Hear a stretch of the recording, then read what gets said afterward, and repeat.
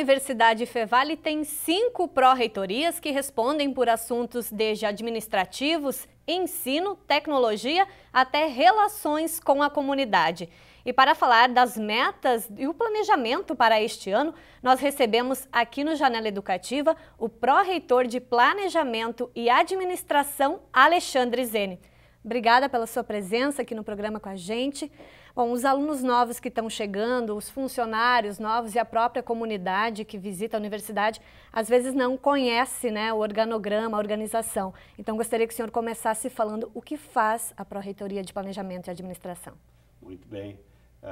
Eu que agradeço a oportunidade de estar aqui, de esclarecer, de conversar um pouquinho com os alunos sobre isso, com a comunidade, né?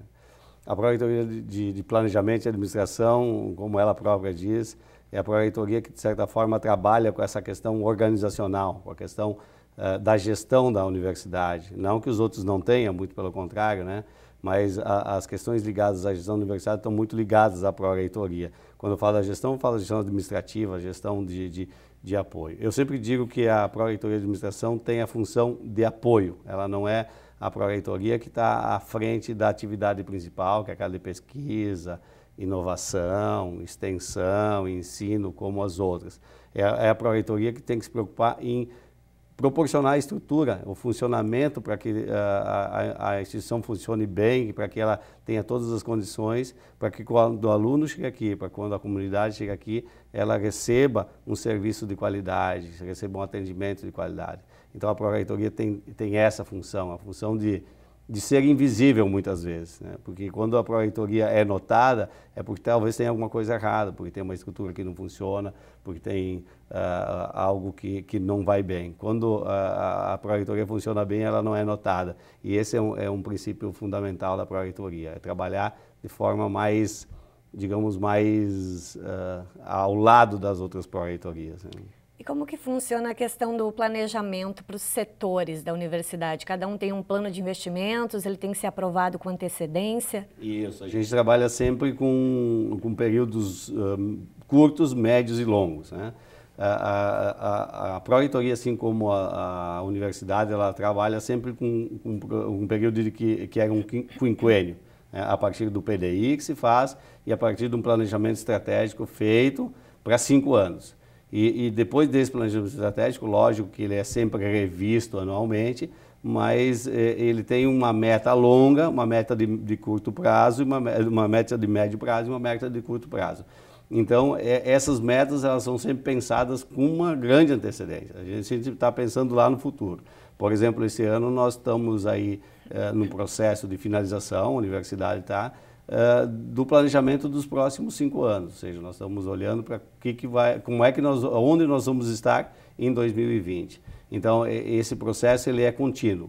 A partir daí se gera anualmente um orçamento, né, um plano de investimento, um orçamento operacional, onde se discute quanto se vai gastar, quais são as possibilidades de recursos que a instituição vai ter, tanto por parte dos alunos como outros projetos que a gente tem, de serviços, de extensão, enfim, todas aquelas coisas que geram, de certa forma, uma receita, e a partir dessa composição a gente trabalha também com a composição do custeio desse processo. Bom, tudo tem um custo, então esse custo precisa estar absorvido e precisa caber dentro do orçamento dessa provisão de receita.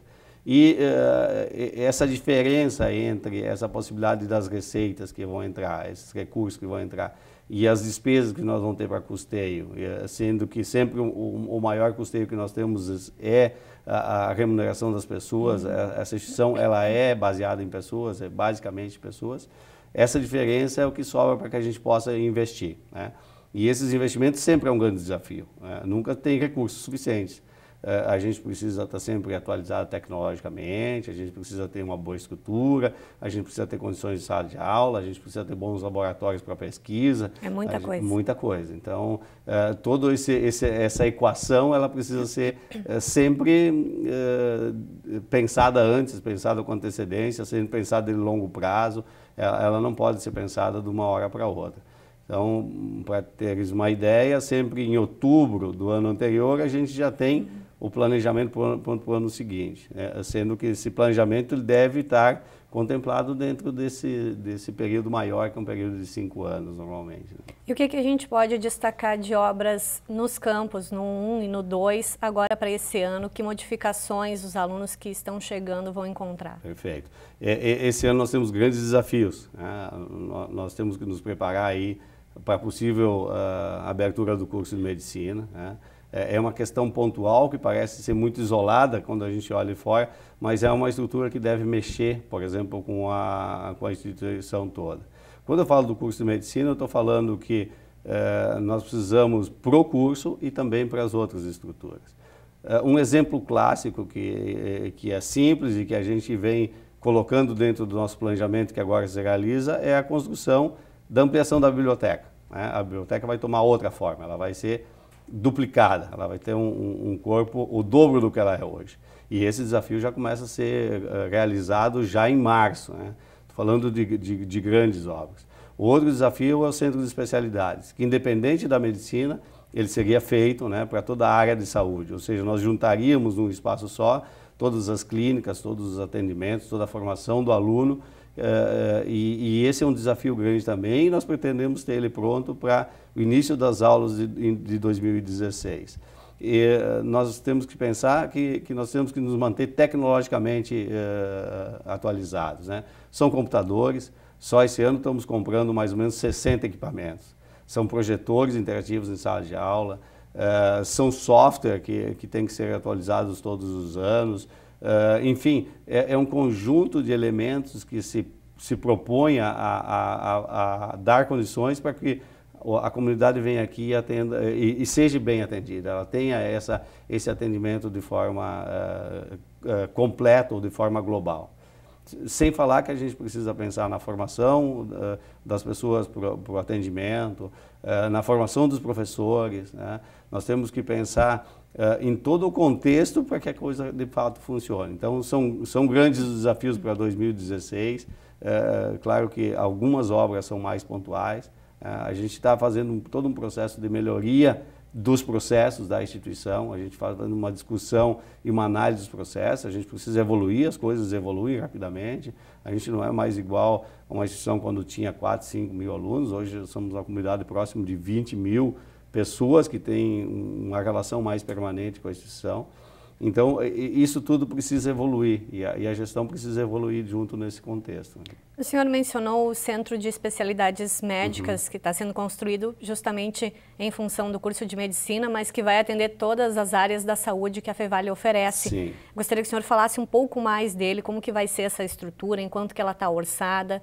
Perfeito. A verdade, ele aparece mais forte, né? A gente começa a se dar conta que ele vai aparecer com o objetivo de alcançar o curso de medicina. Mas a gente já tinha planejado que ele aconteceria de qualquer forma, né? Porque a gente hoje tem no prédio vermelho e no prédio branco vários laboratórios, clínicas, vários espaços que estão desvinculados. E a gente gostaria que o aluno tivesse da área de saúde uma formação mais integral. Unificação. Unificação. Então se pensou já nesse modelo e com a possibilidade do curso de medicina a gente ampliou esse modelo, né? Com isso, no ano passado, foi 2014, sim, agora estamos no início de 2015, a gente adquiriu uma área que é próxima à Fevale, que é encostada na Fevale, que agora está agregada ao nosso projeto, que era uma antiga fábrica, né? Era uma antiga fábrica que estava aqui do lado e que a gente pretende transformar esse espaço no centro de especialidades. É um investimento alto, né? É um investimento que vai girar em torno de 10 milhões de reais, porque tem todo o investimento que foi feito na aquisição, tem o investimento da adequação, tem áreas novas que vão ser construídas, além de imobiliários, tecnologias, equipamentos. Então, imagina que tem que pensar desde a água que vai ser usada lá, até o cabeamento elétrico, a rede lógica, a informática, tudo tem que estar funcionando, tudo deve fazer parte do campus. Isso tudo demanda investimentos, né? Então, é um volume considerável de recursos, claro.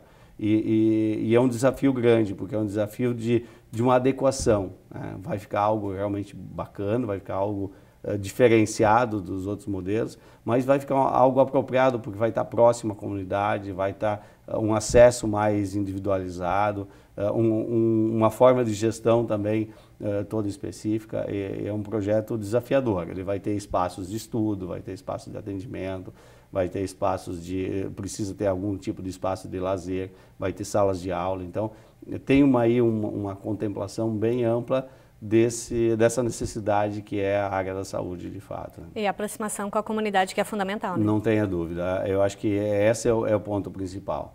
A Fevale também, para você ter uma ideia, está no limite, por exemplo, de espaços de sala de aula. Nós precisamos ampliar a sala de aula. A cada ano novos alunos entram e a gente toma muitos espaços de aula. Embora a gente tenha um EAD que atende aí um volume interessante de alunos dentro da formação já planejada, a gente também precisa de salas de aula. E o próprio centro de especialidades vai abrir espaços aqui dentro do campus para a abertura de novas salas. Então, é um conjunto de pequenas coisas que vai melhorando a estrutura e que vai dando essa condição de apoio que eu falei no começo para que tudo funcione bem, para que a gente se torne, de fato, uma pró-reitoria que dê essa condição de apoio para que as coisas aconteçam de forma muito tranquila. Perfeito. Obrigada pela sua presença aqui com a gente no Janela Educativa. Eu que agradeço a oportunidade de esclarecer e fico à disposição. Perfeito. E o programa de hoje fica por aqui. Se você quer continuar assistindo a nossa programação, curta a nossa fanpage no Facebook e também o nosso canal no YouTube. Tchau!